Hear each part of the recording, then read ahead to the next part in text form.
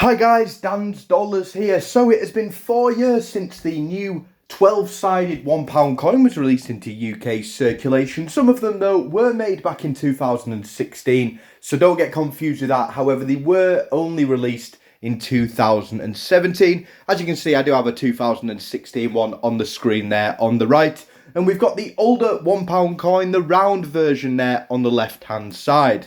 So definitely do get commenting below which one you like more, whether it is the older round £1 coin or the new 12-sided version. The only disappointing thing to me with the new 12-sided one is it has featured the same design for the last 4 years. As you can see there in the middle, you've got the English Rose, the Northern Ireland Shamrock, the Scottish Thistle and also the Welsh Leek. Comparing that to the older £1 style, there were so many different designs. It really was as popular as collecting those £1 as 50p commemoratives is today. So the older £1 coin has definitely got my vote, so we'll kick it off with one vote there to the round coin.